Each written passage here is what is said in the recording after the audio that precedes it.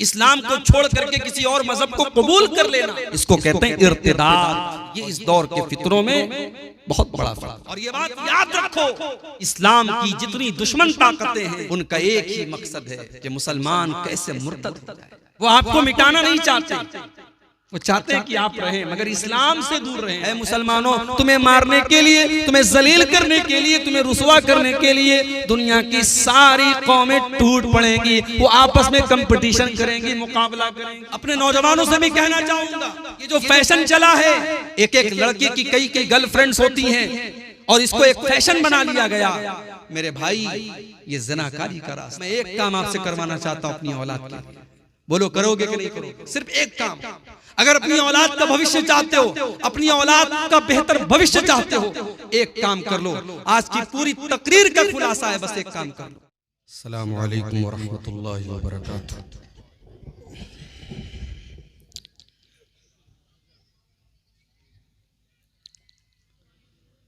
अल्हम्दुलिल्लाह नहमदुहु व नस्तईनुहु व नस्तगफिरुहु व नऊज़ु बिल्लाहि मिन शुरूरि अनफुसिना व मिन सय्यिआति अअमालिना। मन यहदिहिल्लाहु फला मुदिल्ल लहु व मन युद्लिल फला हादिय लहु।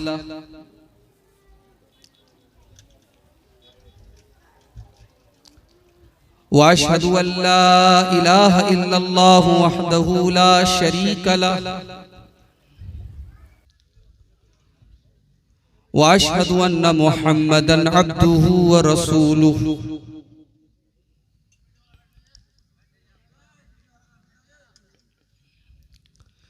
या अय्युहल्लज़ीना आमनुत्तक़ुल्लाहा हक़्क़ तुक़ातिही व ला तमूतुन्न इल्ला व अंतुम मुस्लिमून। या अय्युहन्नासुत्तक़ू रब्बकुमुल्लज़ी ख़लक़कुम मिन नफ़्सिन वाहिदा व ख़लक़ मिन्हा ज़ौजहा व बत्त मिन्हुमा रिजालन कसीरन व निसाअ वत्तक़ुल्लाहल्लज़ी तसाअलून बिही वल अरहाम इन्नल्लाहा काना अलैकुम रक़ीबा।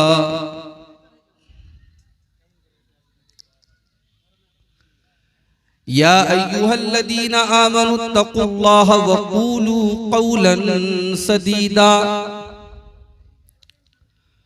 युस्लिह लकुम अअमालकुम व यग़फ़िर लकुम ज़ुनूबकुम व मन युतिइल्लाह व रसूलहु फ़क़द फ़ाज़ फ़ौज़न अज़ीमा।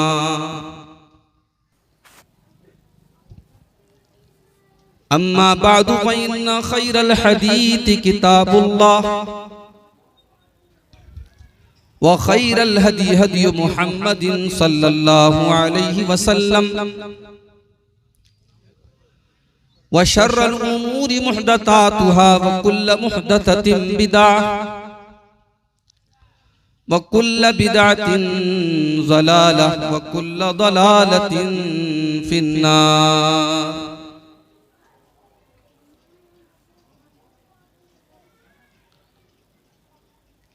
अऊज़ु बिल्लाहि मिनश शैतानिर रजीम। बिस्मिल्लाहिर रहमानिर रहीम। या अय्युहल्लज़ीना आमनू मन यर्तद्द मिनकुम अन दीनिही फसौफ यअतिल्लाहु बिक़ौम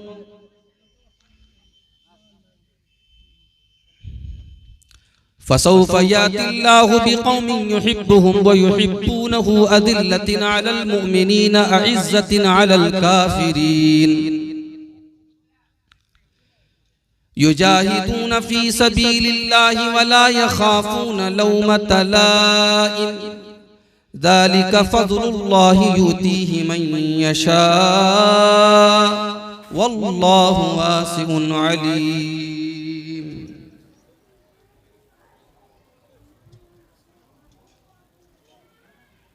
पहले चाहत फिर निगाहों से उतारी जाओगी। पहले चाहत फिर निगाहों से उतारी जाओगी, आबरू भी जाएगी और तुम भी मारी जाओगी। तुम फिरोगी दर बदर रुसवाई और जिल्लत के साथ, तुम फिरोगी दर बदर रुसवाई और जिल्लत के साथ। बेटियों जब छोड़कर निस्बत हमारी जाओगी, बेटियों जब छोड़कर निस्बत हमारी जाओगी। ये तो एक साजिश है वरना तुम नहीं उनको कबूल, ये तो एक साजिश है वरना तुम नहीं उनको कबूल। कल वही नफरत करेंगे आज प्यारी जाओगी, कल वही नफरत करेंगे आज प्यारी जाओगी।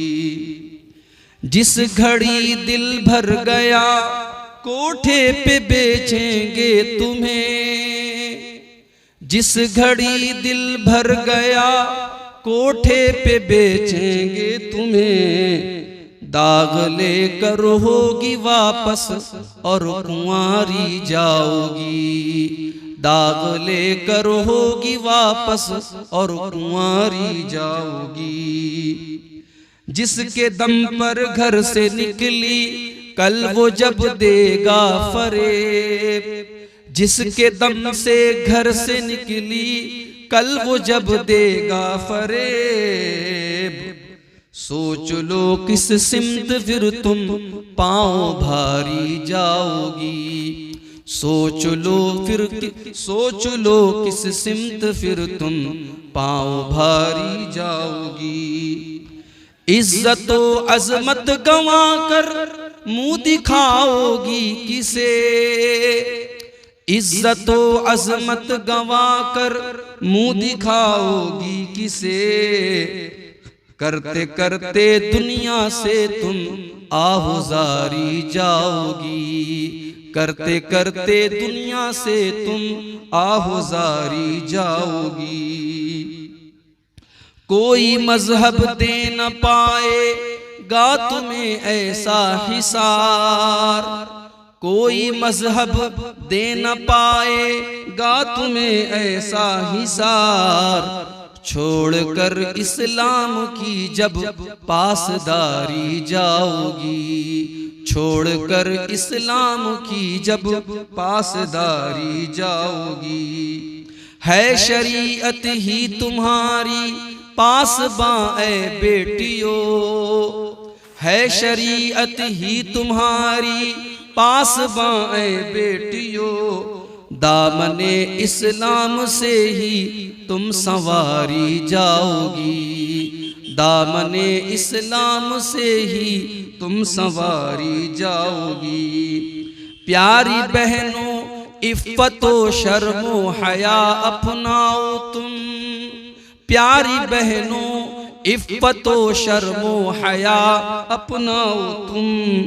देखना फिर नूरे हक से तुम निखारी जाओगी, देखना फिर नूरे हक से तुम निखारी जाओगी।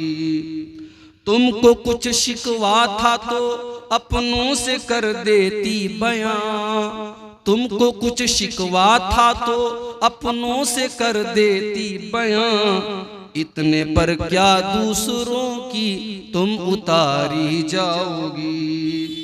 आह दोज़ख को खरीदा हमने ईमान बेच कर, आह दोज़ख को खरीदा हमने ईमान बेच कर। आह अब रोज़े जज़ा तुम बन के नारी जाओगी। रोती है चश्मे फरीदी देख कर अंजाम बद, रोती है चश्मे फरीदी देख कर अंजाम बद। गर न संभलोगी तो लेने सिर्फ खारी जाओगी, गर न संभली तो लेने सिर्फ खारी जाओगी, आबरू भी जाएगी और तुम भी मारी जाओगी। मोहतरम उलमाए किराम, बुजुर्गों और दोस्तों, नौजवान साथियों, पर्दा नशीन माँ और बहनों, प्यारे बच्चों, सबसे पहले आप सबसे माजरत चाहता हूं। बहुत ताखीर के साथ आपके दरमियान आने का मौका मिला।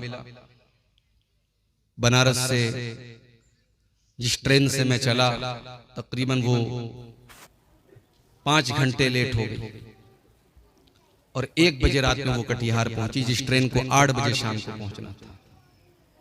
अब जाहिर है ट्रेनें हमारे हाथ में नहीं होती, और आप ये भी जानते हैं कि मैं एक टीचर भी हूं, ड्यूटी का मसला मेरे साथ रहता है। मौलाना मुबारक साहब आलियावी ने बहुत इसरार करके आज का प्रोग्राम लिया था, लेकिन शेरशाबादी कौम के अंदर ये बात भी है कि जब ये किसी से मोहब्बत करते हैं तो उतनी ही मोहब्बत करते हैं, किसी से नाराज होते हैं तो उतने ही नाराज भी हो जाते हैं। मेरे आने में देर क्या हुई, सुना कि पब्लिक में ये शोर भी उठा के लोगों ने ऐसे ही नाम दे दिया है, बात नहीं हुई, मौलाना को बुलाया नहीं है, बस ऐसे ही नाम दे दिया, और जलसे वालों को लोग कोसना शुरू कर दिए, बुरा भला कहना शुरू कर दिया। जबकि मैं ट्रेन पर हूं, ट्रेन आ रही है, लाइव स्टेटस कोई भी देख सकता है। जाहिर है ट्रेन कटिहार आएगी तभी तो मैं इस गांव में आऊंगा। तो हमें और आपको जल्दबाजी नहीं करनी चाहिए, सोच समझ करके कोई बात बोलनी चाहिए। बहरहाल रात के तकरीबन 2 बज रहे हैं, 2:15 बज रहे हैं। अब जो जलसों का माहौल धीरे धीरे बन रहा है, 12 बजे के बाद अब लोगों के ऊपर जब नींद का गलबा होने लगता है, लोग वापस जाने लगते हैं। फिर भी अच्छी खासी तादाद में आप हजरात बैठे हैं। जब सामने पब्लिक होती है, सुनने वाले होते हैं, तो बोलने वाले का भी जज्बा बढ़ता है, उसे बोलने में अच्छा लगता है। मैं आप सबका शुक्रगुजार हूं कि आप रात के इस आखिरी वक्त तक बैठे हैं। इंशाअल्लाह कुछ बातें आप यहां से लेकर के जाएंगे। अल्लाह से दुआ कीजिए जो भी बातें कुरान और सुन्नत की रोशनी में हम सब सुने, अल्लाह तबारक व तआला बोलने वाले को, सुनने वालों को, सबको अमल की तौफीक अता फरमाए, आमीन। मेरे भाइयों, जैसे जैसे जमाना आगे बढ़ रहा है, हम सब अच्छी तरीके से जानते हैं कि कयामत करीब आ रही है। अल्लाह के नबी सल्लल्लाहु अलैहि वसल्लम के आने के बाद अब दुनिया की उम्र अब अपने आखिरी पड़ाव पर। अल्लाह के नबी का दुनिया में आना ये खुद कयामत की एक निशानी है। अल्लाह के नबी ने खुद फरमाया, वो इस तो आना वस्साअतु कहातई। आपने अपनी दोनों उंगलियों से इशारा करके फरमाया कि जैसे ये दोनों उंगलियां एक दूसरे के साथ अटैच्ड हैं, जुड़ी हुई हैं, मैं और कयामत भी जुड़े हुए हैं। मेरे बाद कयामत बहुत जल्दी आएगी, और जब कयामत जल्दी आएगी तो कयामत की जो निशानियां हैं वो एक एक करके आपके और हमारे सामने नजर आ रही है। कयामत की उन्हीं निशानियों में से एक निशानी जनाब मोहम्मद रसूलुल्लाह सल्लल्लाहु अलैहि वसल्लम ने यह भी बयान फरमाई है कि फितने बहुत ज्यादा पैदा होते हैं। फितना, पता नहीं आप फितने का मतलब समझते हैं? फितना किसको कहते हैं? फितना कहते हैं उस चीज को जो हमारे और आपके दीन के लिए, ईमान के लिए खतरा हो, और उस चीज से बचना बहुत मुश्किल, उसको कहते हैं फितना। कभी आप सोनार के पास जाइए, मेरी माएं बहनें तो जाती होंगी, अपने सोने का कोई जेवर आप दे दीजिए सोनार को। सोनार क्या करेगा? उसको भट्टी में तपाएगा, और जब भट्टी में तपाएगा तो उस सोने के ऊपर जो मैल कुचैल है, सोने के अलावा जो और मटेरियल है, वो गल जाएगा, और उसके बाद जो प्योर गोल्ड होगा, जो शुद्ध सोना होगा, जो असली सोना होगा, वो बचेगा। तो इस प्रोसेस को अरबी जबान में फितना कहते हैं। फितना क्यों होता है? हमें और आपको परखने के लिए होता है कि हमारा ईमान कितना मजबूत है, हमारा दीन कितना मजबूत है। अल्लाह के नबी जनाब मोहम्मद रसूलुल्लाह सल्लल्लाहु अलैहि वसल्लम एक मर्तबा मदीना के एक पहाड़ के ऊपर चढ़ते हैं। बारिश का मौसम है, बारिश हो रही थी। आपने फरमाया इन्नी अरल फितना खिलाल बुयूतिकुम कमा वाक़िल क़त्री। ऐ मेरे सहाबा, जिस तरीके से ये बारिश हो रही है और बारिश के कतरे तुम्हारे घरों के अंदर जा रहे हैं, तुम चाह करके भी बारिश के कतरों से अपने घरों को नहीं बचा सकते हो। बारिश अगर होगी तो बारिश के कतरे तुम्हारे घरों में जरूर जाएंगे। इन्नी लअरल फितना खिलाल बुयूतिकुम, ऐ मेरे सहाबा, मैं वो दौर भी देख रहा हूँ, वो जमाना भी देख रहा हूँ जब तुम्हारे घरों में बहुत सारे फितने पैदा हो जाएंगे। जिस तरीके से बारिश के कतरे तुम्हारे घरों में जा रहे हैं, तुम्हारे घरों में फितने भी पैदा होंगे और उन फितनों से अपने आप को बचाना बहुत मुश्किल है। इतने खतरनाक किस्म के फितने पैदा होंगे कि ईमान की वैलिडिटी, ईमान के बचाने का टाइम 12 घंटे भी नहीं होगा। 12 घंटे भी किसी के ईमान की गारंटी नहीं होगी। अल्लाह के प्यारे नबी फरमाते हैं, सही मुस्लिम की रिवायत है, बादिरू बिल आमाल फितनन का क़ितइल लैलिल मुज़लिम। ओ मेरी उम्मत के लोगों, अमल करने में जल्दी करो, अमल करने में लेट न करो, ताखीर न करो, देर न करो। बादिरू बिल आमाल, नेकी के कामों में आगे आगे रहा करो, जल्दी किया करो, इसलिए कि बहुत बड़े बड़े फितने आने वाले हैं।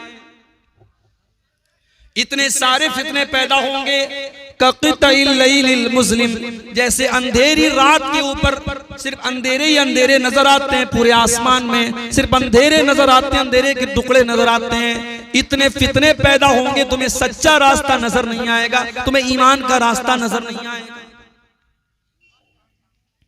युस्बिहुर रजुलु मुमिनन व युमसी काफिरा, सुबह को एक इंसान मुसलमान होगा, शाम होते होते काफिर हो जाएगा। वयुमसी मोमिनन वयुस्बिहु काफिरा, शाम को मोमिन होगा, सुबह को काफिर हो जाएगा।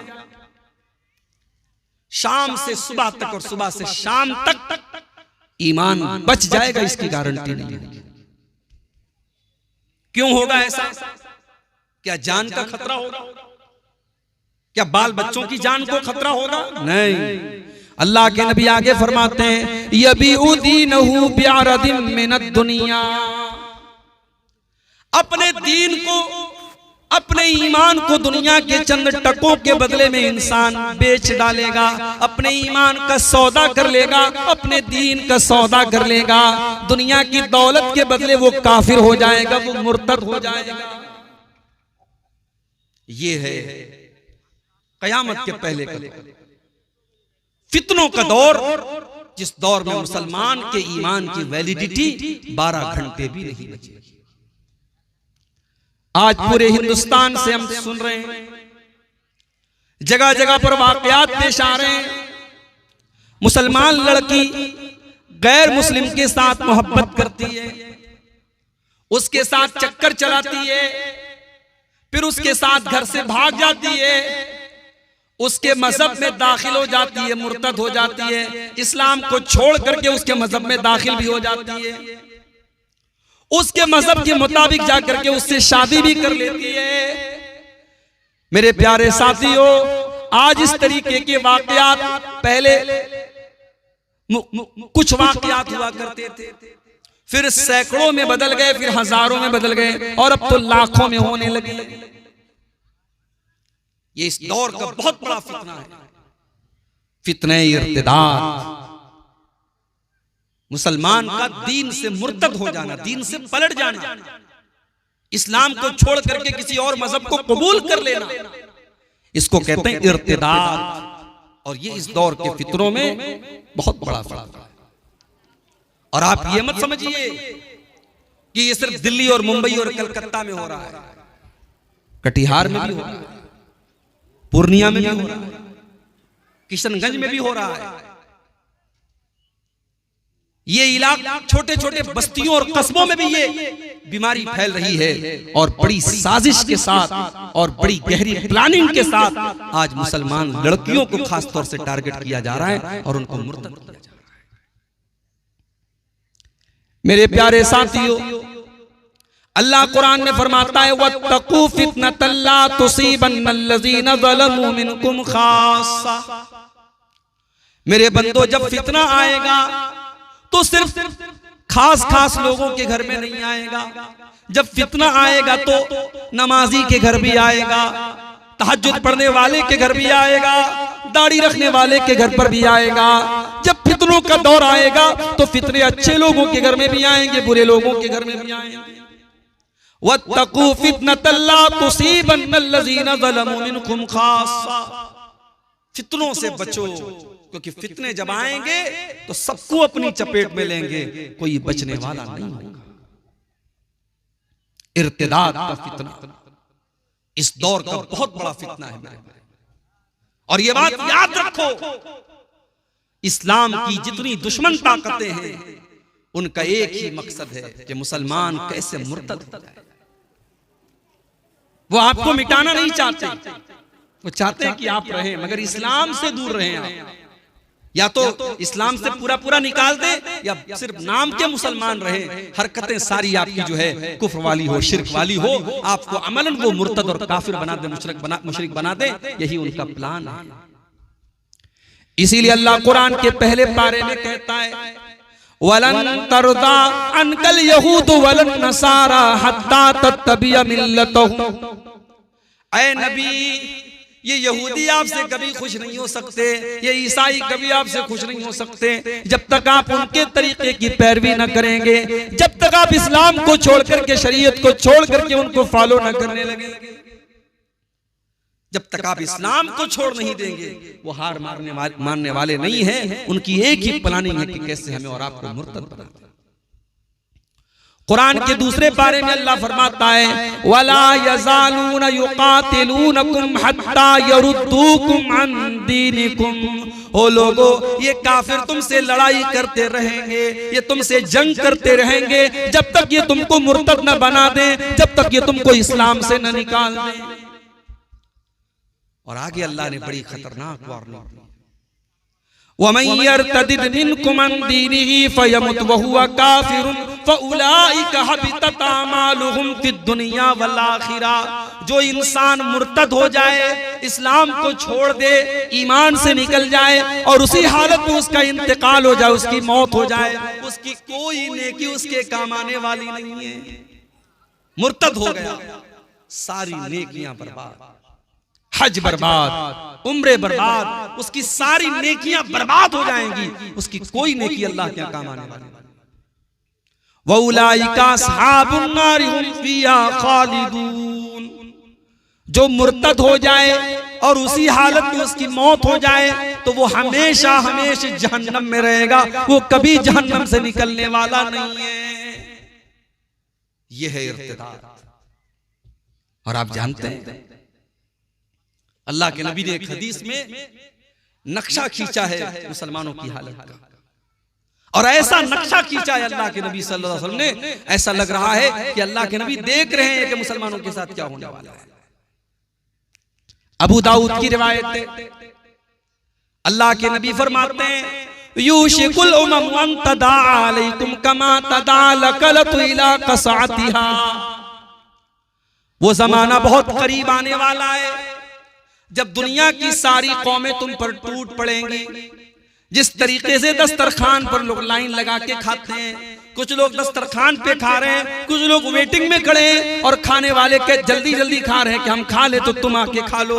ऐ मुसलमानों, तुम्हें मारने के लिए, तुम्हें जलील करने के लिए, तुम्हें रुसवा करने के लिए दुनिया की सारी कौमें टूट पड़ेंगी, वो आपस में कंपटीशन करेंगी, मुकाबला करेंगी। कोई दोस्त नहीं है तुम्हारा, सब दुश्मन हो जाएंगे तुम्हारे। सहाबा ने पूछा है अल्लाह के नबी, क्या उस वक्त हमारी तादाद कम हो, हमारी संख्या कम हो? आपने फरमाया नहीं, बल अंतुम यौमइज़िन कसीर, तादाद बहुत होती। आज मुसलमान दुनिया में अरबों की तादाद कम नहीं। वलाकिन्नकुम गुसाउन का गुसाइस सैल, लेकिन तुम पानी के ऊपर जो झाग होता है, जो सैलाब के ऊपर जो बुलबुले होते हैं, जो झाग होते हैं, तुम झाग की तरह हो जाओ। झाग, बुलबुला जिसकी कोई वैल्यू नहीं होती, कोई हैसियत नहीं होती, मुसलमानों तुम उस तरीके से।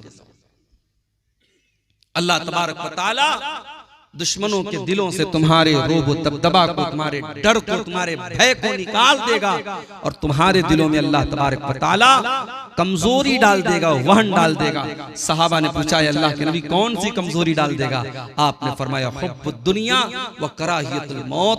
तुम्हें दुनिया से बहुत प्यार हो जाएगा, दुनिया से बहुत मोहब्बत हो जाएगी और मौत से बहुत ज्यादा कराहियत करने लगोगे। मौत तुम्हें नापसंद हो जाएगी और दुनिया बहुत महबूब हो जाएगी। ये बहुत बड़ी बीमारी है जो अल्लाह तुम्हारे दिल में डालेगा।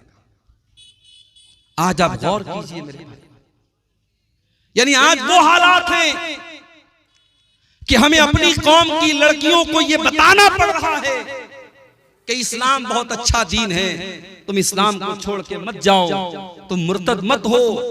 हमें आज अपनी कौम की बेटियों को यह बताना पड़ रहा है। क्या इससे बढ़ के शर्म की कोई बात हो सकती है मेरे भाई? पूरी तारीख में शायद ऐसा दौर कभी ना आया हो जो दौर आज हम और आप देख। मुसलमान घर की लड़की, नकाब पहन के निकलने वाली लड़की। आपके बिहार और बंगाल में तो नकाब का रिवाज कम है। यूपी के अंदर, महाराष्ट्र के अंदर, साउथ के अंदर तो बहुत नकाब चलता है।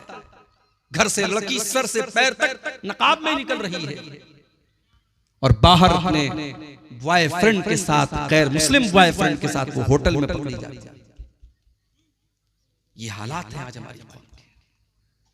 लेकिन एक बात याद रखिए, अगर हम मुर्तद हो जाए, क्या इससे अल्लाह के दीन की हैसियत पर कोई फर्क पड़ जाएगा? क्या इस्लाम का कुछ बिगड़ेगा? क्या नऊजुबिल्लाह अल्लाह का कुछ बिगड़ेगा? नहीं, अल्लाह का कुछ नहीं बिगड़ेगा, इस्लाम का कुछ नहीं बिगड़ेगा। अरे हम सब मिल करके अल्लाह की इबादत करें, न तो अल्लाह का कोई फायदा कर सकते हैं और न सब काफिर हो जाए, मुशरिक हो जाए, अल्लाह का कुछ बिगाड़ सकते हैं। हदीस कुदसी के अल्फाज हैं, अल्लाह के नबी फरमाते हैं कि अल्लाह ताला कहता है, या इबादी लौ अन्ना अव्वलकुम व आखिरकुम व इंसकुम व जिन्नकुम कानू अला अत्का कल्बि रजुलिन वाहिदिन मिनकुम मा ज़ादा फी मुल्की शैया।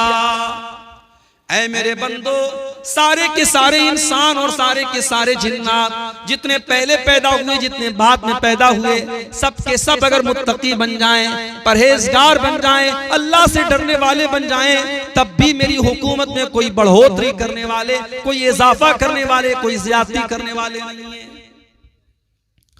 और ऐ मेरे बंदो, सारे के सारे इंसान और सारे के सारे जिन्नात, पहले के लोग और बाद के लोग, सबके सब अगर फासिको फाजिर हो जाएं, अल्लाह के नाफरमान हो जाएं, गुनहगार हो जाएं, मा नक़स मिन मुल्की शैया, मेरी हुकूमत में कोई कमी आने वाली नहीं है, मेरी बादशाहत में कोई कमी आने वाली नहीं है।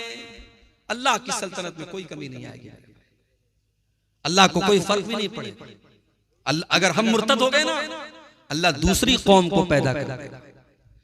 अल्लाह ने फरमाया सूरह मायदा की आयत नंबर 54 में, 54 नंबर की आयत, या अय्युहल्लज़ीना आमनू, ऐ ईमान वालो, मयर्तद मिनकुम अन दीनिही, जो तुम में से इस्लाम को छोड़ करके पलट जाएगा, जो मुर्तद हो जाएगा, जो इस्लाम को छोड़ देगा, फसौफा यातिल्लाहु बिकौमिन युहिब्बुहुम व युहिब्बूनहु, अल्लाह ताला ऐसी कौम को पैदा करेगा जिनसे अल्लाह मोहब्बत करेगा और वो भी अल्लाह से मोहब्बत करेंगे।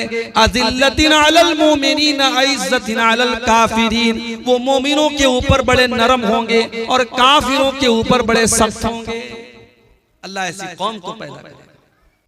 युजाहिदून फी सबीलिल्लाह, वो अल्लाह की राह में जिहाद करेंगे, वला यखाफून लौमत लाइम, और वो किसी की परवाह नहीं करेंगे, किसी के बुरा भला कहने की, किसी की मलामत करने की परवाह नहीं करेंगे।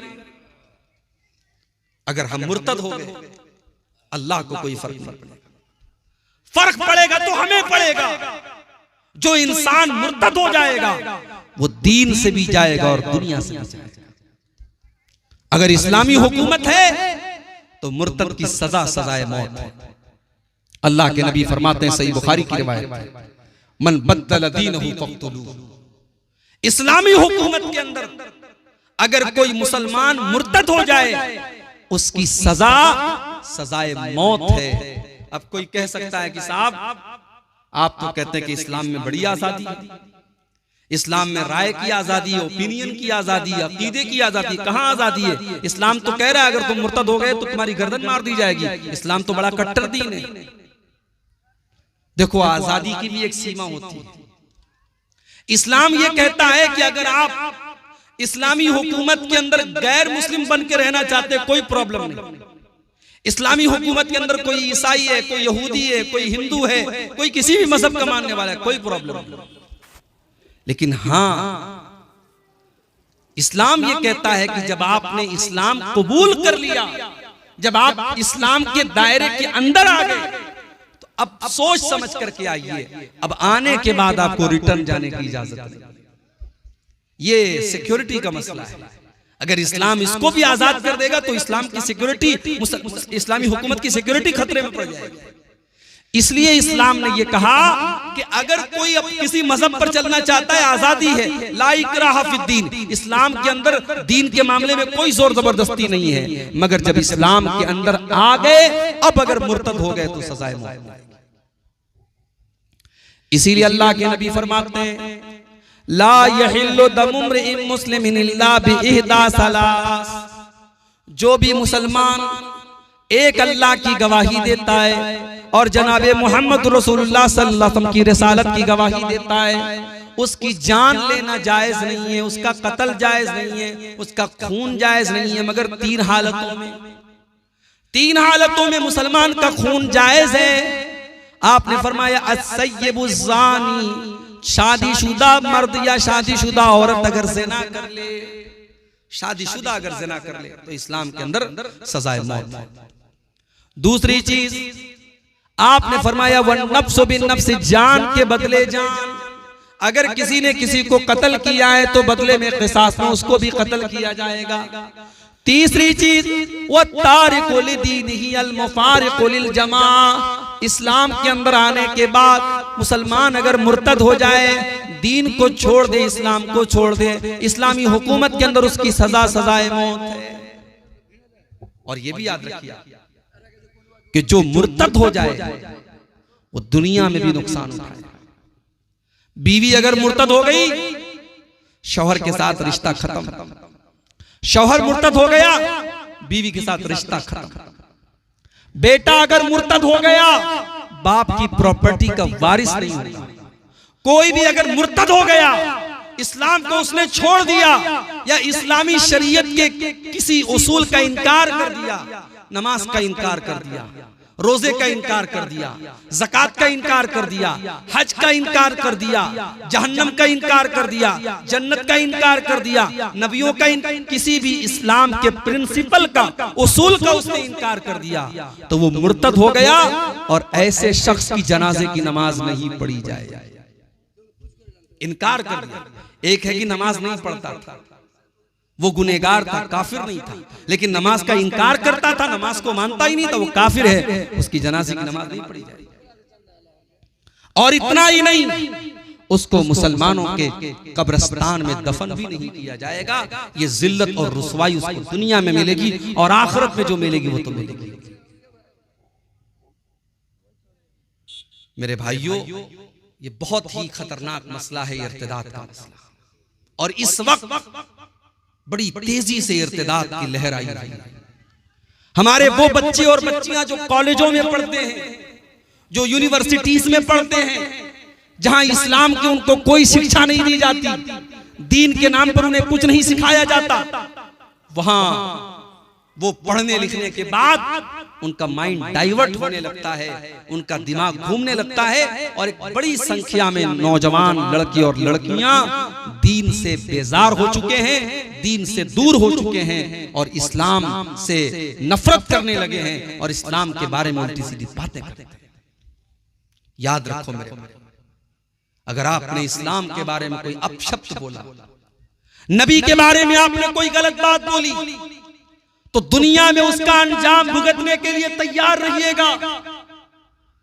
अल्लाह के नबी के पास एक ईसाई आया, उसने कहा मैं मुसलमान होना चाहता हूं। कलमा पढ़ लिया उसने, पढ़ा लिखा था।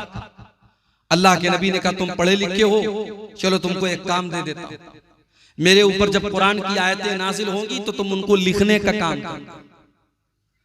बुखारी के अल्फाज है, वो अल्लाह के नबी के ऊपर नाजिल होने वाली आयतों को लिखने लगा। कुछ दिन तक उसने कुरान को लिखा, उसके बाद वो मुर्तद हो गया, दोबारा ईसाई बन गया, दोबारा क्रिश्चियन बन गया। जब वो ईसाई बन गया, उसने अपनी कौम के लोगों से कहना शुरू कर दिया, मा यदरी मुहम्मदुन इल्ला मा कतबतु लहू, अरे मोहम्मद को तो कुछ नहीं आता, मोहम्मद को तो उतना ही आता जितना मैंने लिख के दिया है। नऊज़ु बिल्लाह, उसने अल्लाह के नबी के ऊपर ये इल्जाम लगाया कि अल्लाह के नबी को कुछ नहीं आता, उतना ही आता है जितना मैंने लिख के दिया है। उसने बार बार ये जुमला अल्लाह के नबी के बारे में कहना शुरू कर दिया। बुखारी के अल्फाज हैं, कुछ दिनों के बाद उस इंसान का इंतकाल हो जाता है, मौत हो जाती है।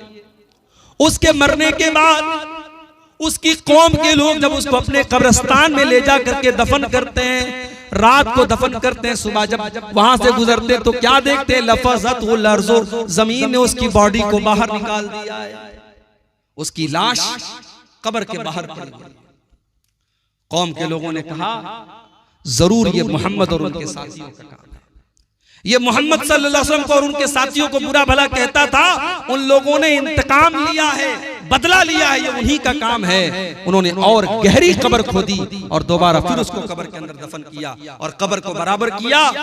अगली सुबह क्या देखते हैं, फिर से लाश बाहर पड़ी। फिर यही बात कहते हैं कि लग रहा है ये मोहम्मद और उनके साथियों का काम है, वो दुश्मनी निभा रहे हैं और गहरी कब्र खोदते हैं, जितनी गहरी खोद सकते थे, और फिर उसको जमीन के अंदर डाल देते हैं। लेकिन मेरे भाइयों, तीसरे दिन फिर उसकी लाश कब्र के बाहर पड़ी रहती है। वो समझ जाते हैं ये इंसान का काम नहीं है, ये अल्लाह का काम है, ये उस रब का काम है जिस रब के नबी को इसने गालियां दी थी और जिस रब की शरीयत से इसने बगावत की थी। उसकी कौम के लोग फिर उसको जमीन में दफनाते नहीं हैं और उसको वैसे ही फेंक के चले आते हैं। मेरे प्यारे साथियों, नबी का गुस्ताख, इस्लाम का गुस्ताख, कुरान का गुस्ताख जो आज गालियां दे रहे हैं कुरान को और नबी को, आप यकीन रखिए अल्लाह का वादा है, इन्ना कफैना कल मुस्तहज़ीन, ऐ नबी आपका मजाक उड़ाने वालों के लिए हम काफी हैं। जो लोग आज इस्लाम का और नबी का मजाक उड़ाते हैं वो एक न एक दिन या तो हिदायत पाएंगे या अपने अंजाम तक पहुंचेंगे। तो ये बहुत बड़ा मसला है आज हमारी कौम की लड़कियों का। सबसे पहली बात तो आप यही याद रखिए कि कोई भी मुसलमान मर्द किसी काफिर औरत से शादी नहीं कर सकता और कोई मुसलमान लड़की किसी काफिर मर्द से शादी नहीं कर सकती। वो निकाह होगा ही नहीं, अगर वो शादी कर भी ले वो ज़िना होगा। कुरान का दूसरा पारा खोलो, अल्लाह फरमाता है वला तनकिहुल मुशरिकाति हत्ता युमिन्ना, ऐ मुसलमानों तुम किसी मुशरिका औरत से शादी न करना, किसी ऐसी औरत से शादी न करना जो शिर्क करती हो, हत्ता युमिन्ना, जब तक वो मुसलमान न हो जाए। वला अमतुम मोमिनतुन खैरुम मिन मुशरिकतिन वलौ आजबतकुम, ओ मुसलमानों तुम्हारे लिए एक मुसलमान लौंडी बेहतर है एक काफिर औरत के मुकाबले में। तुम लौंडी के साथ निकाह कर लो वो चलेगा, लेकिन तुम मुशरिका औरत से शादी न करना। वला तुनकिहुल मुशरिकीन हत्ता युमिनू, और ऐ मुसलमानों, मुसलमान लड़कियों के बाप, ऐ मुसलमान लड़कियों के गार्जियन, तुम अपने लड़कियों की शादी किसी गैर मुस्लिम मर्द के साथ न करना, हत्ता युमिनू, जब तक वो मुसलमान न हो जाए। आजकल बड़ा मसला चल रहा है, एक फिल्म बनी है केरला स्टोरी। आजकल एक नया तरीका चला है मुसलमानों के खिलाफ नफरत परोसने का फिल्मों के जरिए, और हैरत तो हमें अपने मुल्क की अदालतों पर है जो इस तरीके की फिल्मों को पास कर देती है और कहती है साहब इसमें कोई हर्ज की बात नहीं, सच्चाई दिखाई। फिल्म का डायरेक्टर फिल्म के अंदर यह दिखाता है कि 3000 गैर मुस्लिम लड़कियों को मुसलमान बनाया गया और फिर उनको कौन सी तंजीम, आईसिस जो दहशतगर्द तंजीम है, आतंकवादी संगठन है, उसके अंदर उनको शामिल होने के लिए मजबूर किया गया। फिल्म के अंदर ये दावा किया जाता है और जब कोर्ट में केस दायर किया जाता है कि ऐसा तो कुछ हुआ नहीं, तो डायरेक्टर कहता है कि हाँ 1 या 2 केस ऐसा मिला था, 1 या 2 केस ऐसा मिला था रियल में, और फिल्म के अंदर दिखा दिया गया 3000 केस। और फिल्म का नतीजा ये निकल रहा है कि फिल्म देख करके जो लोग निकल रहे हैं, लड़की और लड़कियां, वो निकल करके पानी पी पी करके मुसलमानों को गालियां दे रहे हैं, मुसलमान लड़कियों को गालियां दे रहे हैं, मुसलमान औरतों और मर्दों को गालियां दे रहे हैं। ये इस मुल्क में धीरे धीरे अब ये माहौल पैदा हो रहा है। फिल्मों के जरिए नफरत को परोसो, फिल्मों के जरिए डाइवर्ट करो, लोगों को डिवाइड करो, लोगों के दिलों में एक दूसरे के खिलाफ नफरत के बीज बो दो। आज ये तरीका भी चल चुका है मेरे भाइयों। लव जिहाद, एक बड़ा नारा दिया गया कि साहब लव जिहाद हो रहा है। माफ कीजिए, जिहाद को लोगों ने गाली बना दिया है, वरना इस्लाम के अंदर कोई लव जिहाद नहीं। ये इस्लाम का कॉन्सेप्ट ही नहीं है कि आप किसी लड़की से शादी कीजिए, मोहब्बत कीजिए और उसके बाद उसे आप इस्लाम की तरफ लेके आइए। अगर कोई ऐसा करता भी है, इस्लाम इसको प्रोत्साहित नहीं करता, इस्लाम इसको प्रमोट नहीं करता। इस्लाम का बड़ा सीधा सा उसूल है कि किसी भी मजहब को लालच के तौर पर या जबरदस्ती कबूल नहीं किया जा सकता, क्योंकि मजहब का ताल्लुक दिल से है। लालच से आप किसी का जिस्म खरीद सकते हैं, या डरा करके आप किसी के शरीर को गुलाम बना सकते हैं, दिल को गुलाम नहीं बना सकते। दिल के ऊपर तो जब तक इंसान सोच समझ करके कोई फैसला न करे, तब तक दिल को नहीं जीता जा सकता है। इस्लाम जोर जबरदस्ती से फैला ही नहीं है मेरे भाई। अल्लाह के नबी का एक बहुत कट्टर दुश्मन जिसका नाम सोमामा बिन उसाल था, यमामा का गवर्नर था, बहुत बड़ा आदमी था, इस्लाम का बहुत बड़ा दुश्मन था। अरेस्ट होकर के, गिरफ्तार होकर के अल्लाह के नबी के पास आता है। मस्जिद नबी के खंबे में सतून में बांध दिया जाता है। उसको दोनों टाइम खाना भी दिया जा रहा है, कोई टॉर्चर भी नहीं किया जा रहा है, कोई सजा भी नहीं दी जा रही है। अल्लाह के नबी का गुजर उसके पास से होता है। अल्लाह के नबी पूछते, माँ इन्नका या सोमामा, सोमामा तेरा क्या हाल है? सोमामा कहता, इंदी खैर, मेरा हाल अच्छा है। ऐ मोहम्मद मेरा हाल अच्छा है। इन तक्तुल ज़ादमिन व इन तुनइम अला शाकिरिन। ऐ मोहम्मद अगर आप मुझे कत्ल करवा देंगे, मैं आपका कट्टर दुश्मन हूँ, और दुश्मनों को तो कत्ल करवा ही दिया जाता है, और अगर आप मुझे छोड़ देंगे तो मैं आपका एहसान मानूंगा, मैं आपका शुक्रगुजार बन जाऊंगा। आपके सामने दोनों ऑप्शन है। प्यारे नबी ने कोई जवाब नहीं दिया, चले गए। फिर तीनों टाइम खाना दिया जा रहा है, कोई टॉर्चर नहीं, कोई तकलीफ नहीं, कोई सताने वाला अमल नहीं। फिर एक मर्तबा अल्लाह के नबी का गुजर होता है। फिर वही सवाल करते, माँ इंदका या सोमामा, सोमामा क्या हाल है? सोमामा का वही जवाब, हाल तो अच्छा है, छोड़ देंगे आपका एहसान मानूंगा, कत्ल कर देंगे तो आपका दुश्मन हूं, कत्ल करने के लायक। 3 दिन तक लगातार ऐसा होता है, तीनों दिन सेम सवाल सेम जवाब, और अल्लाह के नबी मुस्कुरा के आगे बढ़ जाते हैं। तीसरे दिन जब अल्लाह के नबी आते हैं और सोमामा यही जवाब देता है, आप अपने सहाबा से कहते हैं, अतलिकू सोमामा, सोमामा को आजाद कर दो, छोड़ दो। सोमामा के हाथ और पैर की रस्सियों को खोल दिया गया। सोमामा कहता है, जब मुझे आजाद किया गया, मैं सामने की तरफ जा रहा हूं, लेकिन दिल मेरा पीछे मोहम्मद रसूलुल्लाह की तरफ जा रहा है। मैं वहां से निकलता हूं और मस्जिद नबी के बगल में एक बाग में जाकर के कुएं से पानी निकाल करके गुस्ल करता हूं, और गुस्ल करने के बाद जनाब मोहम्मद रसूलुल्लाह के पास आता हूं और कहता हूं, अशहदु अल्ला इलाहा इल्लल्लाह व अशहदु अन्ना मुहम्मदर रसूलुल्लाह। ऐ अल्लाह के नबी, आज मैं आपके दीन को कबूल करता हूं, आज मैं इस्लाम की छत्र छाया में आता हूं, आज मैं इस्लाम का कलमा पढ़ता हूं, आज मैं इस्लाम को कबूल करता हूं। ऐ अल्लाह के नबी, आज तक अगर सबसे ज्यादा किसी चेहरे से नफरत थी तो आपसे थी, लेकिन आज सबसे ज्यादा किसी चेहरे से मोहब्बत है तो आपके चेहरे से मोहब्बत है। आज तक सबसे ज्यादा अगर किसी मजहब से नफरत थी तो इस्लाम से नफरत थी, और आज अगर सबसे ज्यादा कोई दीन प्यारा है तो इस्लाम प्यारा है। और आज तक सबसे ज्यादा नफरत किसी शहर से थी तो आपके शहर मदीना से थी, और आज के बाद सबसे ज्यादा मोहब्बत अगर किसी शहर से करता हूं तो ऐ नबी आपके शहर से करता हूं। मेरे भाइयों, ये नबी ने किस चीज के जरिए सुमामा को अपना असीर बनाया? नबी अकरम सल्लल्लाहु अलैहि वसल्लम ने अपने अखलाक के जरिए, अपनी मोहब्बत के जरिए, अपनी मीठी जुबान के जरिए सुमामा इब्न उसाल के दिल को जीता है। तो लब जिहाद नाम का इस्लाम में कोई कॉन्सेप्ट ही नहीं। हाँ, इसका उलट हो रहा है। इसका उलट क्या हो रहा है? मुसलमान लड़कियों को फेक आईडी बनाकर, फेसबुक के ऊपर, मैसेंजर के ऊपर फेक आईडी बना करके पहले उससे राहो रस्म बढ़ाई जाती है। पहले उसके मैसेंजर में सलाम करके पूछा जाता है, बहन मैं इस्लाम के बारे में कुछ जानना चाहता हूं, कि आप मेरी हेल्प करेंगी? ये बेचारी लड़की जिसने इस्लाम के बारे में कुछ पढ़ा भी नहीं, कुछ जाना भी नहीं, इसको लगा कि एक गैर मुस्लिम मुझसे इस्लाम के बारे में पूछ रहा है, ये फटाफट इस्लाम की तबलीग करने लगती है, उसको इस्लाम के बारे में बताने लगती है, ये बहुत बड़ी मुबल्लिगा बन जाती है। फिर उसके बाद धीरे धीरे बात आगे बढ़ती है। फिर सामने वाला कहता है, आप बड़ी अच्छी बातें करती हैं, कि आपका व्हाट्सएप नंबर मिल सकता है, आपका मोबाइल नंबर मिल सकता है? फिर धीरे धीरे वो व्हाट्सएप नंबर लेता है, फिर तस्वीर मांगता है, फिर कॉल पर बातें करता है, फिर कभी चेहरे की तारीफ करता है, फिर कभी आवाज की तारीफ करता है, फिर धीरे धीरे मिलने पर उकसाता है। जब मिलता है तो फिर बदकारी और ज़िनाकारी पर उकसाता है, और जब एक बार ज़िनाकारी और बदकारी कर लेता है, उसका वीडियो बनाता है, उसको ब्लैकमेल करता है, और उस लड़की को जब तक पूरी तरीके से अपने जाल में न फंसा ले और उसकी इज्जत को खराब न कर दे, उसको मुर्तद न बना दे, तब तक उसको नहीं छोड़ता है। आप यकीन करेंगे मेरे भाई, ऐसे भी केस आए।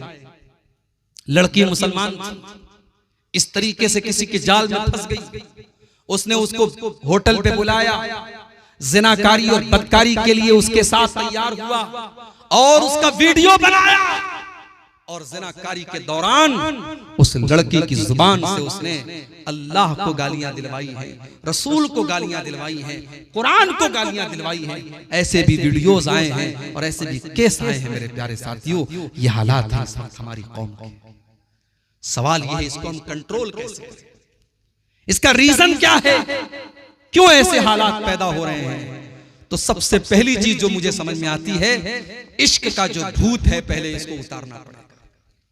मैं अपनी बहनों से कहना चाहूंगा, इस्लाम में इश्क नाम की कोई चीज नहीं। जिसको तुम इश्क समझती हो, मोहब्बत समझती हो, वो हवस है, वो अट्रैक्शन है और कुछ नहीं। इस्लाम के अंदर मोहब्बत सिर्फ एक होती है, जो निकाह के जरिए वजूद में आती है, जो बीवी शौहर से करती है, शौहर बीवी से करता है, जो हलाल मोहब्बत है, जो जायज मोहब्बत है, जिस मोहब्बत में कोई रुकावट नहीं है, जिस मोहब्बत में कोई एतराज नहीं है, जिस मोहब्बत के ऊपर कोई ऑब्जेक्शन नहीं है, ये वो मोहब्बत है जो अल्लाह ताला मियां बीवी के दिल में डालता है। अल्लाह ने कुरान में क्या फरमाया? वमिन आयातिही अन खलक़ लकुम मिन अनफुसिकुम अज़वाजन लितस्कुनू इलैहा व जअल बैनकुम मवद्दतन व रहमा। मेरे बंदो, अल्लाह ताला की बहुत बड़ी निशानी ये भी है कि उसने तुम्हारे लिए तुम्हारी बीवियों को बनाया जिनसे तुम्हें सुकून हासिल होता है, और अल्लाह ताला ने मियाँ बीवी, शौहर और बीवी के दिल में एक दूसरे की मोहब्बत पैदा कर दी और रहमत पैदा कर दी। ये सच्ची मोहब्बत होती है जो अल्लाह ताला निकाह के जरिए पैदा करता है। मेरी बहनों, आप अपनी शादी का वेट कीजिए, अपने निकाह का इंतजार कीजिए, कोशिश कीजिए, वालिदैन को समझाइए, दीनदार लड़के से आपका निकाह करें, और वहां उस इंसान से जो आपका होने वाला शौहर है, उससे आप जी भर के मोहब्बत कीजिए। इश्क और मोहब्बत के बुखार से आप अपने नौजवानों से भी कहना चाहूंगा, ये जो फैशन चला है, एक एक लड़के की कई कई गर्लफ्रेंड्स होती हैं और इसको एक फैशन बना लिया गया। मेरे भाई, ये ज़िनाकारी का रास्ता है, ये बदकारी का रास्ता है। हो सकता है तुम्हें इस बात पर यकीन हो कि नहीं मौलवी साहब, हम तो सिर्फ बात करते हैं, एंजॉय करते हैं, उससे आगे कुछ नहीं करते। इस बात की कोई गारंटी नहीं, इस बात की कोई गारंटी नहीं है कि जिस लड़की से आप आज मोबाइल पर बात करते हैं, कल आप उससे मिलेंगे, और इस बात की कोई गारंटी नहीं है कि कल आप जब उससे मिलेंगे तो हर हद पार नहीं कर जाएंगे, इस बात की कोई गारंटी नहीं है। अल्लाह के नबी कहते हैं जब एक मर्द और एक औरत अकेले में होते हैं तो तीसरा वहां शैतान होता है। चाहे वो मर्द अपने दौर का सबसे बड़ा आलिम हो, वो लड़की अपने दौर की सबसे बड़ी मुत्तकी लड़की हो, अगर एक मर्द और एक औरत अकेले में हैं तो तीसरा शैतान है। व्हाट्सएप पर आप किसी लड़की से चैटिंग कर रहे हैं, वहां भी तीसरा शैतान है। फेसबुक के मैसेंजर पर आप किसी औरत से बात कर रहे हैं, वहां पर भी तीसरा शैतान है। मेरी बहनों, कोई भाई भाई नहीं होता। फेसबुक पर भाई बन के चले आते हैं। मेरी बहन क्या कर रही हैं आप, इस्लामी बहन क्या कर रही हैं आप? अरे इस्लाम के अंदर कोई इस्लामी बहन का कॉन्सेप्ट नहीं है। फेसबुक पर कोई अपना भाई आपको बना ले तो आप उसको भाई मत समझिए। इस्लाम के अंदर भाई सिर्फ दो भाई होता है, एक सगा भाई होता है और एक दूध पीने वाला रजाई भाई होता है। इस्लाम में तीसरा कोई भाई नहीं।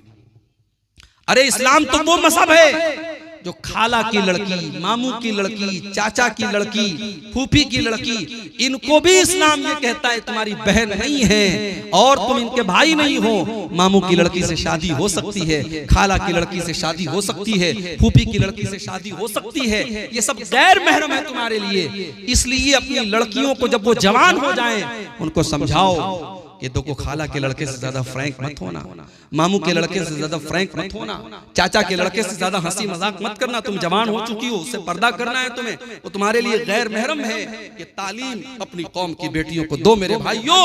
इस्लाम बड़ा सख्त है इस मामले में। आज अफसोस होता है कितने घरों में ज्वाइंट फैमिली सिस्टम है, भाभी उसी कमरे में रहती है, देवर आता है अकेले में भाभी के साथ हंसी मजाक करता है।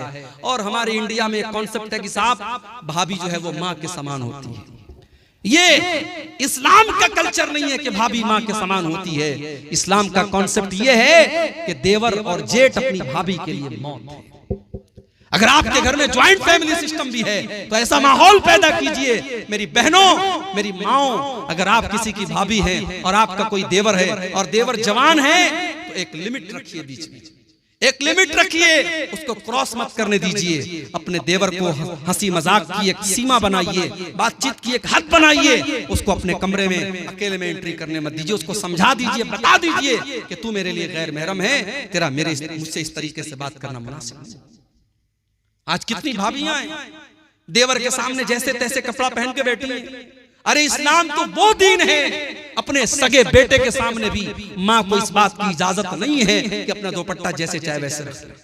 अपनी भाई के सामने बहन को इजाजत नहीं है कि बगैर दुपट्टे के रहे। अल्लाह ने कुरान में अपने महरम रिश्तेदारों के सामने भी दुपट्टा रखने का हुक्म दिया। अल्लाह ने फरमाया वला यज़रिबना बिअरजुलिहिन्ना लियुअलम मा युख्फीना मिन ज़ीनतिहिन्ना। ऐ मुसलमान औरतों, वल यज़रिबना बिखुमुरिहिन्ना ला जुयूबिहिन्ना। अपने बेटे के सामने, अपने बाप के सामने, अपने ससुर के सामने, अपने भाई के सामने, अपने भांजे के सामने, अपने भतीजे के सामने भी अपना दुपट्टा हमेशा अपने सीने पर रखा करो। तुम्हारा दुपट्टा तुम्हारे गिरेबान पर होना चाहिए। ये न हो कि जहां तहां तुम अपना दुपट्टा रख लो। इस्लाम ने, कुरान ने दुपट्टा रखने का तरीका भी कुरान के अंदर बताया है। ओ मेरी प्यारी माओ बहनों, कितनी औरतें शौहर से कभी ढंग से बात नहीं करती हैं, लेकिन वही जब मोबाइल पर रिचार्ज करवाने दुकान पे जाती है बड़े प्यार से बात करती हैं। मार्केट में सामान लेने जाती है दुकानदार से बड़े प्यार से बात करती हैं। शौहर से हमेशा बदतमीजी से बात की, शौहर को कभी मोहब्बत से प्यार से मुखातब नहीं किया और बाहर वालों को बड़े प्यार से बातें किया करती हैं। ओ मेरी प्यारी माँ बहनों, एक गैर महरम मर्द से एक मुसलमान औरत को अगर बात करना पड़ जाए तो कुरान में उसका भी तरीका बताया गया। अल्लाह ने फरमाया फला तखज़ाना बिल क़ौलि फयत्मअल लज़ी फ़ी क़ल्बिही मरज़। ऐ मुसलमान औरतों, जब तुम्हें किसी गैर महरम से बात करना पड़ जाए तो तुम्हारी आवाज के अंदर लचक नहीं होनी चाहिए, तुम्हारी आवाज के अंदर मिठास नहीं होनी चाहिए, तुम्हारी आवाज के अंदर कशिश नहीं होनी चाहिए। तुम कड़क अंदाज में बात करो, तुम टू द पॉइंट बात करो, तुम सख्त अंदाज में बात करो, और लेकिन जो बात करो सही बात करो, गाली गलौज से बदतमीजी से बात मत करो। यह है इस्लाम। इसलिए इस पर हमें और आपको तवज्जो देने की जरूरत है। मैं अपनी बहनों से कहना चाहूंगा कि इस्लाम की इन तालीमात को अपनाओ, अपने लिबास को इस्लामी लिबास बनाओ। आज अफसोस की बात है, ऐसे कपड़े मुसलमान घरों में पहने जा रहे हैं, ऐसी साड़ियां मुसलमान औरतें पहन रही हैं, ऐसे कपड़े मुसलमान लड़कियां पहन रही हैं जिन कपड़ों से उनका शरीर झलकता है, जो ट्रांसपेरेंट कपड़े हैं, पूरी आस्तीन नजर आ रही है, पूरी पीठ नजर आ रही है, पूरा पेट नजर आ रहा है, सीना नजर आ रहा है, जिस्म के आज़ा नजर आ रहे हैं। ये बेहूदगी, ये बदतमीजी, ये बेहयाई आज मुसलमान लड़कियों के अंदर भी पैदा हो रही है। और मुझे तो हैरत होती है उस भाई के ऊपर जो अपनी बहन के लिए ऐसा कपड़ा पसंद करता है, उस शौहर के ऊपर जो अपनी बीवी के लिए ऐसा कपड़ा पसंद करता है, उस बाप के ऊपर जो अपनी बेटी के लिए ऐसा कपड़ा पसंद करता है। अगर आपकी बेटी 7 साल की हो गई, 10 साल की हो गई, उसको छोटे छोटे कपड़े पहनाना बंद कर दो, उसके दिमाग में डालो कि वो मुसलमान लड़की है, उसको पूरा ड्रेस पहनाओ, जब वो घर से निकले तो पूरे कपड़े में निकले, ताकि जब वो 18 साल की हो जाए, 20 साल की हो जाए, तब उसको ये समझ में आ जाए कि मुझे क्या पहनना है। उसकी ट्रेनिंग मेरे प्यारे भाइयों 8 और 10 साल की उम्र से आपको करना है। अगर आपने 8-10 साल की उम्र में उसको छोटे छोटे कपड़े पहनाए तो 18 साल की होने के बाद भी वो छोटे कपड़े ही पहने। और आज ऐसे कपड़े आम हैं जिन कपड़ों के बारे में अल्लाह के नबी ने फरमाया था कि जहन्नमी औरतों का कपड़ा है, वो कपड़ा पहनने वाली औरतें जहन्नमी होंगी। वनिसाउन कासियातुन आरियातुन मुमीलातुन माइलातुन, ऐसी औरतें जहन्नम में जाएंगी जो कपड़ा पहनने के बावजूद नंगी होंगी, जो दूसरों को अपनी तरफ आकर्षित करेंगी और खुद उनकी तरफ माइल होंगी। रुऊसुहुन्ना कास्निमतिल बुख्तिल माइला, और उनके हेयर स्टाइल का हाल ये होगा जैसे ऊंट का कुहान होता है। ला यदखुलनल जन्ना, ऐसी औरतें जन्नत में नहीं जाएंगी, और जन्नत में जाना तो बहुत दूर की बात है। वला यजिदना रिहा, वो जन्नत की खुशबू भी नहीं पाएंगी। इसलिए मुसलमान औरत का लिबास सही होना चाहिए। ठीक है, आपके बंगाल में और बिहार में साड़ियां पहनी जाती हैं, साड़ी भी अगर आप अच्छे तरीके से पहने तो पूरे जिस्म को ढकने वाली साड़ी भी होती है, लेकिन घर के बाहर जब निकले तो सिर्फ साड़ी में न निकले, मुकम्मल सर से पैर तक पर्दे में निकले। और घर के अंदर भी अगर है तो ऐसा कपड़ा पहने जिससे पूरा शरीर उसका ढका हो। ऐसा कपड़ा पहनने की इजाजत नहीं है जिससे उसका शरीर नजर आए, अपने बाप के ही सामने क्यों ना हो, अपने भाई के सामने ही क्यों। तो ये पहली चीज है, इश्क और प्यार का चक्कर। दूसरी चीज, वालिदैन की लापरवाही भी बहुत बड़ी जिम्मेदारी बनती है वालिदैन की। आज जो लड़कियां मुर्तद हो रही हैं, इसके पीछे वालिदैन की भी बहुत बड़ी जिम्मेदारी है। आपने अपनी बच्चियों को पढ़ाया लिखाया, लेकिन आपने अपनी बेटियों को कभी यह नहीं बताया कि अल्लाह का मकाम क्या है, रसूल का मकाम क्या है, इस्लाम क्या है, ईमान क्या है। कभी आपने अपनी बेटी को यह नहीं बताया। मेरी प्यारी बहनों, आज प्राइमरी से लेकर हाई स्कूल तक, इंटर तक, ग्रेजुएशन तक आज तुम पढ़ाई कर लेती हो, लेकिन अल्लाह के बारे में कुछ नहीं पता, रसूल के बारे में कुछ नहीं पता, ईमान के बारे में कुछ नहीं पता, गुस्ल का तरीका तक नहीं मालूम, वजू का तरीका तक नहीं मालूम, पाकी के बारे में नहीं मालूम, नापाकी के बारे में नहीं मालूम। ओ मेरे भाइयों, अपनी बेटियों को ऐसी तालीम दो कि आपकी बेटी कम से कम इस लायक हो जाए कि कब्र में उससे पूछा जाए, मन रब्बु का, तेरा रब कौन है, माँ दीनों का, तेरा दीन क्या है, मन नबियों का, तेरे नबी कौन है। तो आपकी बेटी जवाब दे सके। इतनी तालीम तो दो, अपने बच्चों को इतनी तालीम तो दो कि कल जब आपका इंतकाल हो और जनाजा की नमाज पढ़ी जाए तो आपका बेटा इस लायक हो कि खड़ा होकर के अपने बाप की जनाजे की नमाज पढ़ सके, मग़फ़िरत की दुआ कर सके। अरे कितने बड़े बदनसीब है वो जिन्होंने बच्चों को पढ़ाया लिखाया, मगर बच्चों को इस काबिल नहीं बना सके कि बच्चा खड़े होकर के अपने बाप की जनाजे की नमाज पढ़ सके। मेरे भाइयों, अपनी बेटियों की तालीम और तरबियत पर तवज्जो। और मैं इसीलिए अक्सर कहता हूं, आपके कटिहार में और बिहार में बहुत सारी अहले हदीसों की मस्जिदें हैं जहां औरतों का इंतजाम नहीं। साल में जलसा कराने पर 3 लाख 4 लाख रुपया खर्च कर लेंगे, और जलसा कराना मजबूरी भी है। मौलवी साहब, हमारे इलाके में जलसे के बगैर मस्जिद नहीं बन सकती, जलसे के बगैर मदरसा नहीं चल सकता, जलसा कराना मजबूरी है। जलसे बुरे नहीं है, जलसों को अगर थोड़ा सा सुधार लिया जाए जलसे बुरे नहीं है। मगर आप मुझे एक बात अपने सीने पर, दिल पर हाथ रख के बताइए मेरे भाई, इतना खतरनाक दौर चल रहा है, फितनों का दौर चल रहा है, आपकी मस्जिद में औरतों का इंतजाम क्यों नहीं है? क्या आप इतने गरीब हैं? क्या आपके पास इतनी ताकत नहीं है कि आप अपनी मस्जिद में एक फ्लोर और बनवा दें और औरतों का इंतजाम करवा दें? जिस मस्जिद पर भी जुमा की नमाज होती है वहां औरतों का इंतजाम हर हाल में होना चाहिए, हर हाल में वहां औरतों का इंतजाम होना चाहिए। इसलिए कि साल में 52 जुमा होता है और 52 जुमा में अगर आपके घर की औरतें जाएंगी, आधा आधा घंटे की 52 तकरीरें सुनेंगी, बहुत सारी दीन की जानकारी आपके घर में आएगी और बहुत सारे फितनों से आपके घर की बेटियां बचेंगी। मेरे भाइयों, ये अफसोस की बात है कि बिहार और बंगाल में अहले हदीसों के इलाकों में मस्जिदों में औरतों का इंतजाम नहीं। कितने इलाकों में ईद की नमाज में, ईदैन की नमाज में औरतों का इंतजाम नहीं है। अगर नहीं है तो इंतजाम कीजिए मेरे भाइयों। आज तो उन लोगों की भी आंख खुल गई है जो बेचारे कल तक फतवा देते थे कि मस्जिद में औरत का जाना फितना है, जो कल तक अहले हदीसों को बुरा भला कहते थे। इसी बिहार की सरजमीन के, गया की सरजमीन के एक आलिम दीन है, मैं नाम नहीं लूंगा, अहले हदीसों के खिलाफ बहुत तकरीर करते थे। किसी जमाने में उन्होंने अपनी एक तकरीर में कहा था कि अहले हदीसों, तुम अपनी औरतों को मस्जिद में भेजते हो, कभी हमारी मस्जिद पर भेजो, उसका रिजल्ट हम 9 महीने के बाद तुमको बता देंगे। इतनी गंदी, इतनी बेहुदा जुबान एक आलिम ने इस्तेमाल की थी और अहले हदीस औरतों का मजाक उड़ाया था। आज उनकी जुबान भी खुल रही है और वो कह रहे नहीं, हालात बहुत खराब हैं, अब औरतों को मस्जिद में भेजना चाहिए, अब जुमा की नमाज में औरतों का इंतजाम होना चाहिए। इसी तरीके से जलसा तो हो रहा है। आपके इलाके में बहुत सारे बनात के इदारे हैं, लड़कियां उन इदारों से पढ़ी हैं, फारिग हैं। उन लड़कियों के जरिए छोटे छोटे प्रोग्राम गांव-गांव में कराइए, घर घर में कराइए। 15 दिन पर एक महीने में गांव के किसी एक घर में औरतें इकट्ठा हो जाएं और कोई पढ़ी लिखी लड़की, आलिमा लड़की, उनको कुछ कुरान की बातें बता दे, कुछ हदीस की बातें बता दे, कुछ मसले मसाइल बता दे। ये करने का काम है मेरे भाई।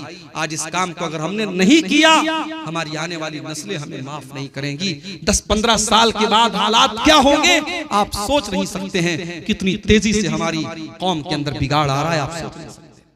और तीसरी जो वजह है मेरे भाई, लड़कियों के मुर्तद होने की तीसरी वजह, मोबाइल का बेजा इस्तेमाल। मैं ये नहीं कहता मोबाइल हराम है, मोबाइल इस्तेमाल मत करवाइए अपनी लड़कियों से, मगर आप मोबाइल देने के बाद नजर भी रखिए।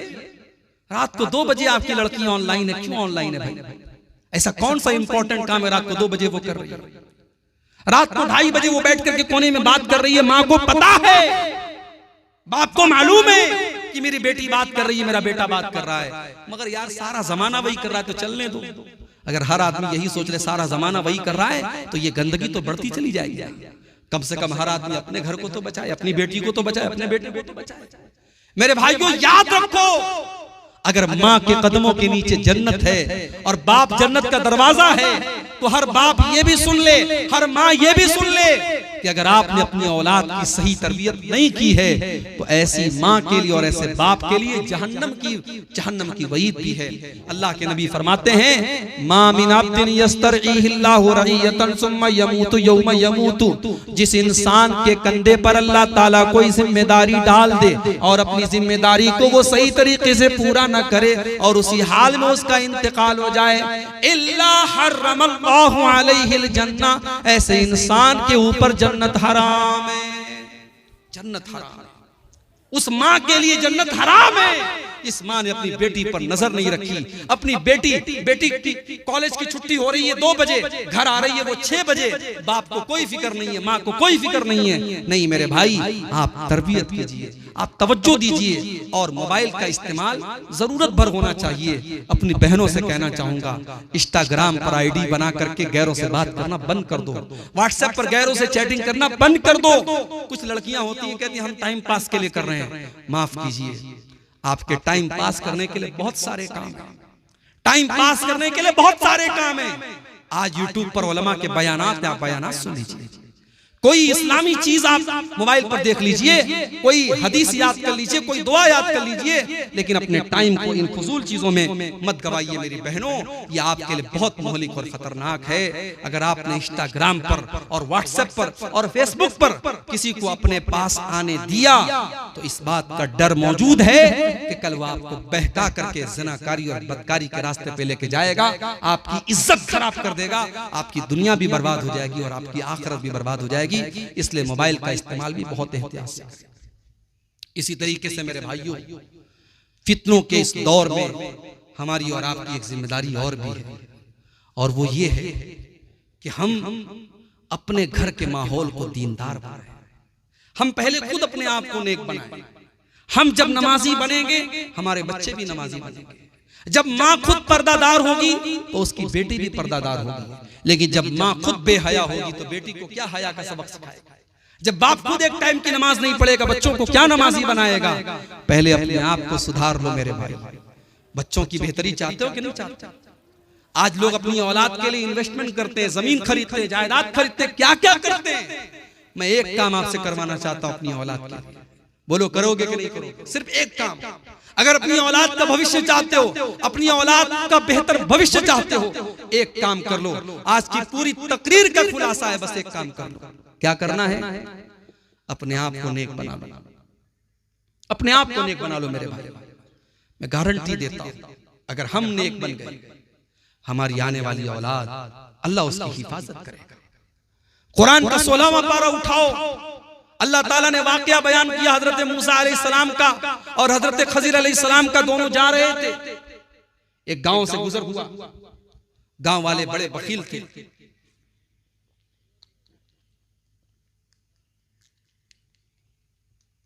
गांव वाले बड़े कंजूस थे। दोनों को भूख लगी थी, खाना मांगा। गांव में किसी ने खाना नहीं दिया। दोनों बेचारे थके हारे दीवार के सहारे बैठे हुए थे। अचानक हजरत खजिर ने देखा कि एक मकान की दीवार गिरने वाली है। हजरत खजिर बॉडी बिल्डर आदमी थे, खड़े हुए और अपने हाथ से दीवार को ठीक कर दिया। मेरे वो नौजवान जो गुटखा खाते हैं, तंबाकू खाते हैं, शराब के आदी हैं, ड्रग्स के आदी हैं, याद रखें वो अपनी जवानी को बर्बाद कर रहे हैं। जो गुटखा का आदी है कल वो एक अच्छा बाप नहीं बन सकता, अपनी बीवी का हक सही तरीके से अदा नहीं कर सकता, एक अच्छा शौहर नहीं बन सकता, समाज के एक अच्छा इंसान नहीं बन सकता। गुटखे खा करके अपने शरीर को बर्बाद मत करो।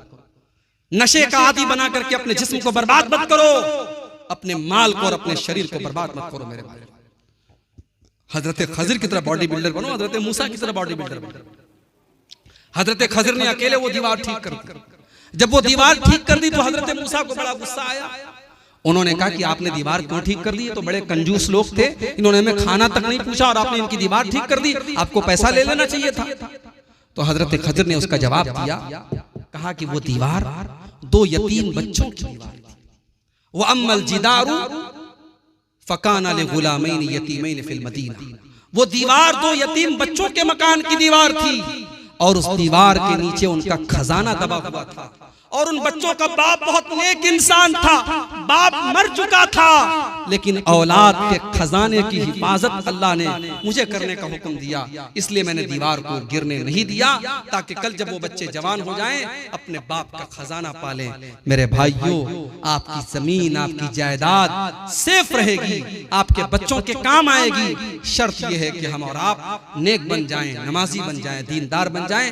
आइए, रात का आखिरी वक्त है, अल्लाह से दुआ करें। बहरहाल मेरे भाइयों, ये चंद बातें थी फितने इर्तिदाद के ताल्लुक से। एक सवाल आया है कि एक बैल में कुर्बानी में कितने लोग हिस्सा ले सकते हैं। 7 लोग हिस्सा ले सकते हैं। गाय और बैल में 7 लोग हिस्सा ले सकते हैं और सबकी तरफ से इंशाल्लाह कुर्बानी हो जाएगी। हाँ, छोटा जानवर अगर हो, बकरी बकरा वगैरह हो, तो वो एक जानवर पूरे एक घर की तरफ से, एक फैमिली की तरफ से काफी होगा। अगर एक फैमिली में कई लोग अलग अलग रहते हैं तो सबको अलग अलग जानवर की कुर्बानी करना पड़ेगा। अल्लाह से दुआ करते हैं रब्बुल आलमीन हम सबको कहने सुनने से ज्यादा अमल करने की तौफीक अता फरमाए। अल्लाह ताला हमें फितने इर्तिदाद से हमारी कौम की बेटियों को बचाए। अल्लाह ताला आज के इस जलसे को कबूल फरमाए और हम सबको ईमान पर कायम रखे, ईमान पर हम सबका खात्मा फरमाए। आमीन। व आखिर दावाना अनिल हम्दुलिल्लाहि रब्बिल आलमीन। वस्सलामु अलैकुम।